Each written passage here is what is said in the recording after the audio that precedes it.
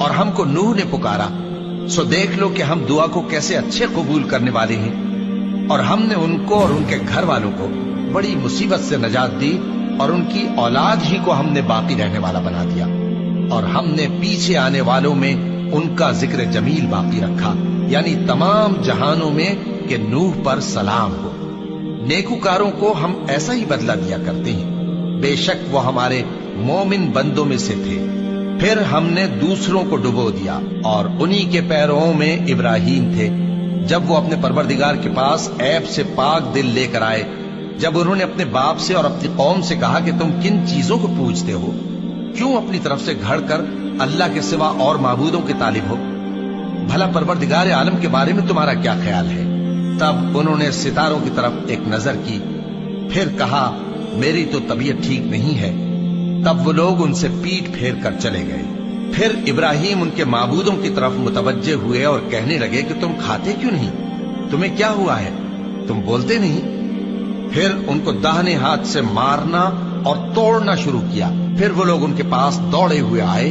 ابراہیم نے کہا کہ تم ایسی چیزوں کو کیوں پوجتے ہو جن کو خود تراشتے ہو، حالانکہ تم کو اور جو تم بناتے ہو اس کو اللہ ہی نے پیدا کیا ہے۔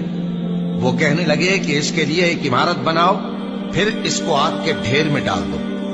غرض انہوں نے ان کے ساتھ ایک چال چلنی چاہیے، اور ہم نے انہی کو زیر کر دیا۔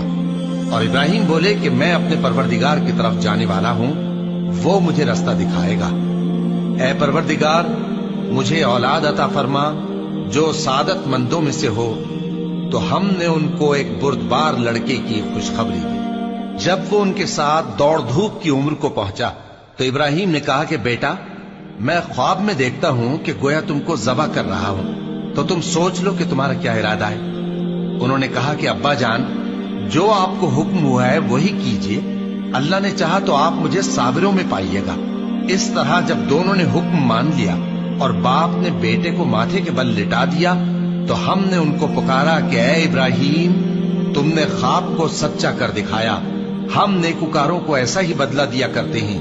بلا شبہ یہ کھلی آزمائش تھی، اور ہم نے قربانی کی ایک بڑے جانور سے ان کا یعنی اسماعیل کا فدیہ دیا، اور پیچھے آنے والوں میں ہم نے ابراہیم کا ذکر خیر باقی رکھا کہ ابراہیم پر سلام ہو۔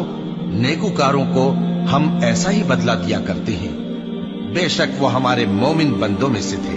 اور ہم نے ان کو اسحاق کی بشارت بھی دی کہ وہ نبی اور نیکوکاروں میں سے ہوں گے، اور ہم نے ان پر اور اسحاق پر برکتیں نازل کی تھیں، اور ان دونوں کی اولاد میں سے نیکوکار بھی ہیں اور اپنے آپ پر سراسر ظلم کرنے والے یعنی گناہگار بھی ہیں۔